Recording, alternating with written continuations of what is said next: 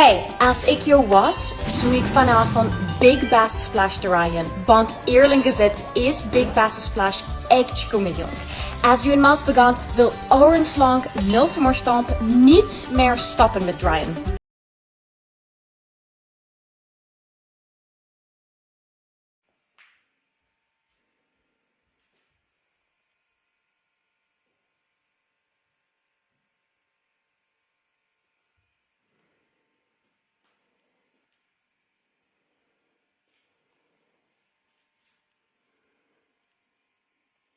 Hey everyone, welcome back to the shop. The night is quiet. The only sound is the low electric hum of the old fluorescent lamp hanging above the bench and that deep, familiar smell of dust, oil, and decades-old wood that never really leaves these walls.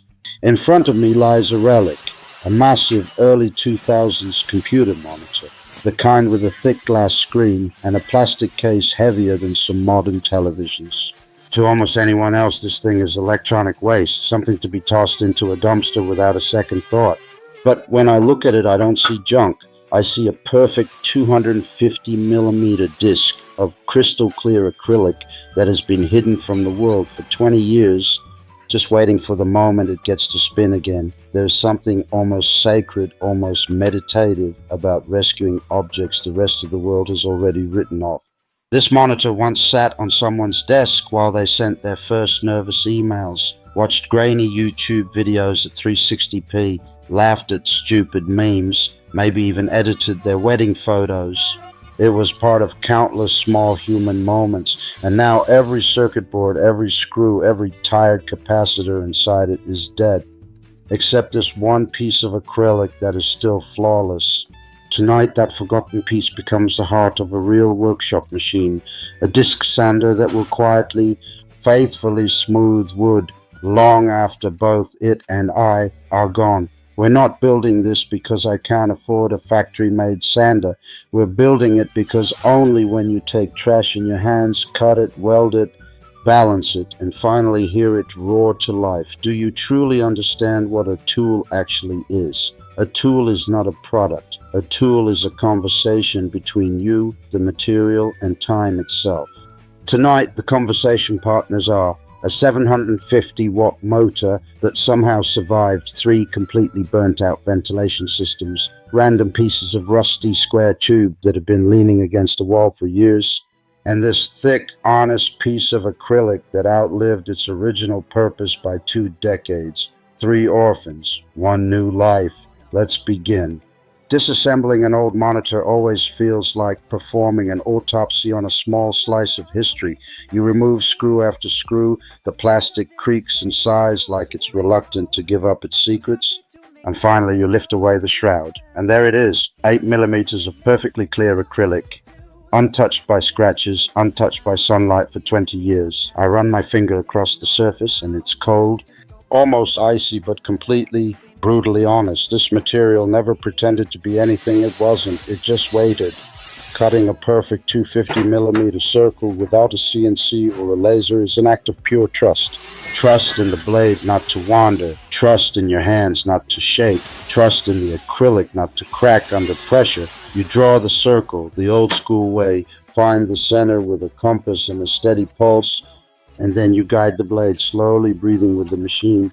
When the disc finally drops free, it lands on the bench with a soft, satisfying thud, the exact sound something makes when it is born for the second time. Down on the floor waits the motor. It looks tired, covered in dust and old grease, but when I cleaned the bearings last week, it spun as smoothly as the day it left the factory. 750 watts, 2800 RPM, raw, uncomplicated power. Enough to turn impatience into dust in seconds. I build the frame from 20 by 20 square tube that has been rusting peacefully behind the garage since who knows when. I cut, I weld, I grind, I paint everything matte black so the machine almost disappears into the shadows and only the spinning disc remains the star of the show. Every extra gram, every unnecessary bracket I leave out. The secret to any good homemade tool is ruthless minimalism. Include nothing that doesn't have a reason to exist. Less is never lazy when it's honest. The work table is made from another piece of acrylic, Thinner this time, almost delicate, but still strong enough to take real punishment. I cut a precise slot so the disc can rise through it like the moon through clouds.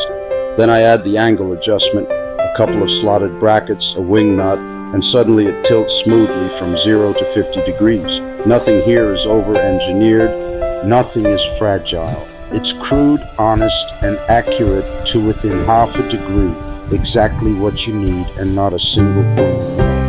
Across the entire face of the big disc, I glue industrial-grade hook and loop. When the first sheet of 80 grit abrasive rips onto it, the sound is pure commitment, like tearing open a letter you already know will change everything. Under the table, I weld a simple 50mm dust port aimed directly at the point where wood meets grit.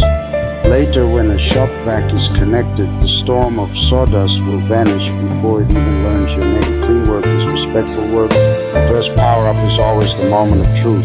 The disc wakes, slowly finds its balance, then suddenly screams into full voice. For a split second, I'm afraid the acrylic will explode into 1,000 shards, but it doesn't.